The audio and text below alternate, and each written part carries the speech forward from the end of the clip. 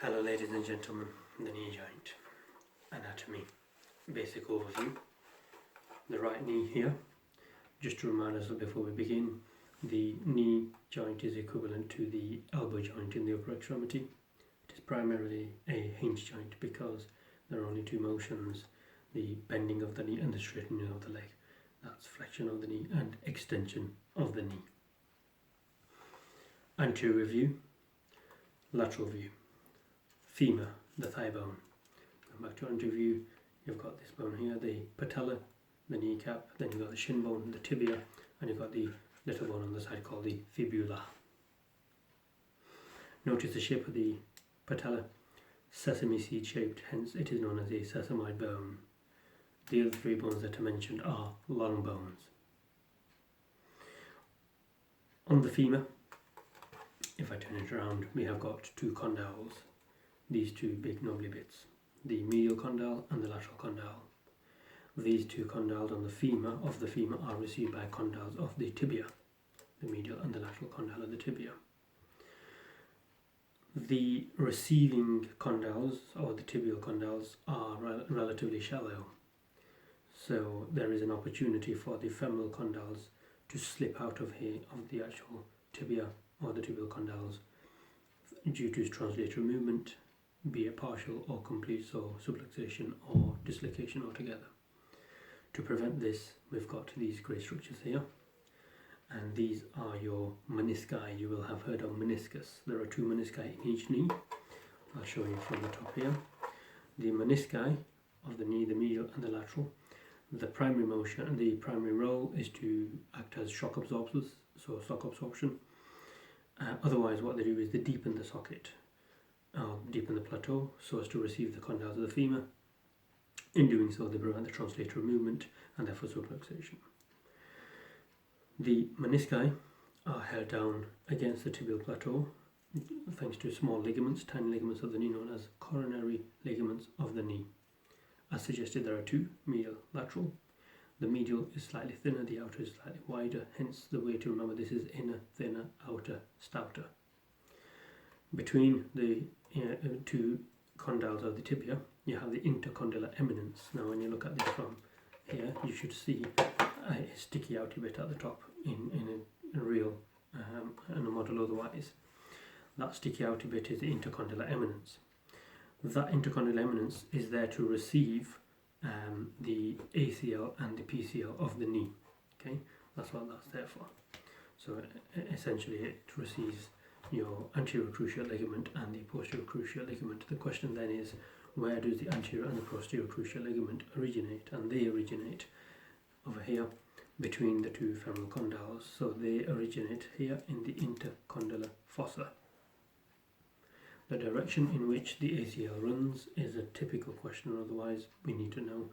The way I always suggest remembering this is to, I'll show you.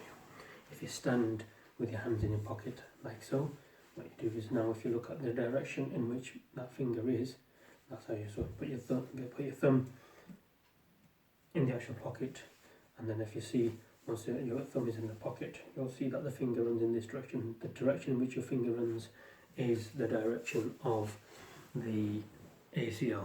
So it runs anteriorly, inferiorly and medially. That's the direction, the three directions that you have to speak of or otherwise describe anatomically. Back to the knee joint, we've got ligaments on the sides over here, known as the medial collateral ligament of the knee and the lateral collateral ligament of the knee. The medial collateral ligament of the knee is not actually a true ligament, rather a continuation of one of the adductors of the thigh, known as the semimembranosus. The medial collateral ligament actually has a direct connection structurally to the medial meniscus, which also has a direct connection to the ACL. Therefore, these three structures together form what we call the unholy triad. Footballers usually injure the ACL, and the typical injury that is. They therefore also cause disruption to the medial meniscus and the medial collateral ligament of the knee. As suggested, the knee joint is analogous to the elbow joint in the upper extremity. The reason I made this analogy or otherwise comparison is because sometimes we strike our elbow and you get a shock down here, and we say we've hit the funny bone. There is no such thing as a funny bone. Rather, what we're doing is we strike the ulnar nerve, okay? And that ulnar nerve being struck is what sends the radicular pain down into that region. In a similar fashion, in the knee, we have a nerve over here on the outside of the fibular head, wrapping around it rather superficially. This is known as the common peroneal nerve. The common peroneal nerve, if paralysed, leads to what we call foot drop. Foot drop essentially is the inability to dorsiflex at the ankle. So when we walk, what we do is, if that's your leg and that's your foot, we essentially go up and then down. So up, and then with heel strike on the ground, and then we walk like so, toeing off. What you have to do is you have to be able to do the dorsiflexion, and then you do the heel strike. In foot drop, you can't do the dorsiflexion, so you can't get the heel strike to toe. Instead, you flap the foot and then toe off. And in order to accommodate that, the patient usually walks with the knee being raised more so than otherwise would be necessary. That's a foot drop. Then we've got the patella tendon here. So the patella tendon, the quadriceps tendon, there are 4 quadriceps muscles, hence quad meaning 4, on the front of the thigh. These guys insert onto here this bony sticky outy bit called the tibial tuberosity. If you see it side on, you can see it's a sticky outy bit. This is again very important because it can lead to the Osgood-Schlatter diseases, occurs over here. Then you've got a fat pad in this gap over here, and the fat pad is very, very highly innervated. Highly innervated also is the periosteum, this layer of bone over here, and therefore on top of this bone you've got a cartilaginous covering, as you would have with any bone that is otherwise articulating with another. So 2 articulating surfaces will always have some layer of cartilage known as hyaline cartilage. In osteoarthritis or wear and tear, you get degeneration of that. As you get wear and tear and erosion of that hyaline cartilage, we start to cause exposure of the actual periosteum, and therefore leading to real sensitivity, thus pain. This again is another analogy of your tooth. You've got the crown covering it. Remove the crown, drink some water, be it warm, cold, whatever, and it's super sensitive. Why? Because the layer underneath is very, very highly innervated, meaning it's got lots and lots of nerve endings in the area, so hypersensitive. So the fat pad is very highly innervated, as is the periosteum, and that's why you get the pain that you do in osteoarthritis. In the latter stages more so because you've got more wearing away or erosion of that cartilage. Finally, you've got some bursa. So lots of bursa in the knee, suprapatellar bursa, infrapatellar bursa, pezon-serine bursa, you name it, keep going. And so on the back as well around the gastrocs heads. Bursa, a bursa, B-U-R-S-A, bursa.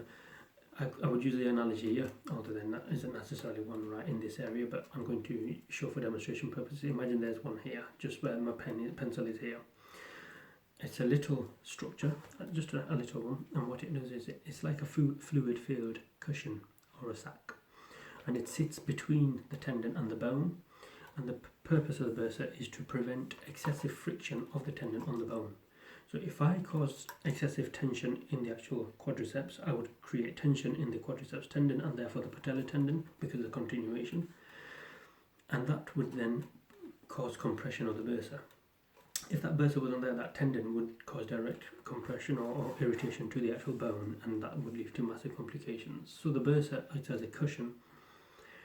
If that bursa is then irritated due to excessive compression, it leads to inflammation of the bursa known as bursitis. And that's what what used to be known as in the infrapatellar bursa was housemaids' knees, because a lot of housemaids would otherwise be on their knees for a prolonged period of time. Carpet fitters now, when they are carpet fitting and they're hitting their little thing to fix the carpet, hit with this area here, so you can get suprapatellar bursitis with those individuals. I think that, my friends, is everything on the basic anatomy of the knee. If you feel I missed anything or you'd like for me to elaborate on anything, don't hesitate to say.